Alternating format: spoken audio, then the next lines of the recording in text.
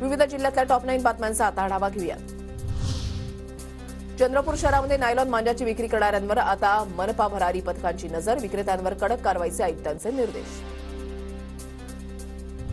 महात्मा फुले यांच्यावर जीवन चरित्रावर आधारित चित्रपट पाहण्यासाठी अशोक चव्हाण रात्री उशिरा चित्रपटगृहात, काही निवडक सहकाऱ्यांसोबत चव्हाणांनी सिनेमागृहामध्ये पाहिला सिनेमा। राजमाता जिजाऊंचा जन्मोत्सव अवघ्या 6 दिवसांवर पुरातत्व विभागाच्या दुर्लक्षपणामुळे राजवाड्याची पुरती दुरवस्था, नागरिकांमध्ये तीव्र नाराजी। क्रिकेटर अनिल कुंबळेंची तिसऱ्या दिवशीही काटीझरी गेटमधून फानुसखिंडी वाघासाठी सफारी, व्याघ्र दर्शनासाठी ताडोबाचं गाभा क्षेत्र न निवडता अनिल कुंबळेची बफर क्षेत्राला पसंती।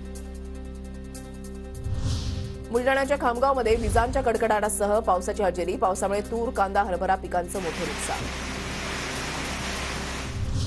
नांदेडमध्ये रब्बी हंगामात ज्वारीवर लष्करी अळीचा प्रादुर्भाव, हाताशी आलेलं पीक वाया जाण्याची भीती। गोंदियात लोकसभा निवडणुकीसाठी जिल्हा प्रशासन इलेक्शन मोडवर, राष्ट्रीय कार्य म्हणून प्रत्येक कर्मचाऱ्याने योगदान द्यावं, जिल्हाधिकाऱ्यांचं आवाहन। साताऱ्यामधल्या 5 गणीला पाणी पुरवठा करणारा वैडणा तलाव दूषित, घोड्यांच्या विष्ठेमुळे पाणी दूषित होऊन संसर्ग पसरत असल्याचं पुण्याच्या गोखले इन्स्टिट्यूटच्या अहवालामध्ये स्पष्ट। नांदेडमध्ये मीमांसा फाउंडेशन मंथन ग्रुपच्या वतीनं पत्रकारांचा सन्मान सोहळा संपन्न, TV9 मराठीचे प्रतिनिधी यशपाल भोसले सामाजिक पत्रकारिता पुरस्कारानं सन्मानित।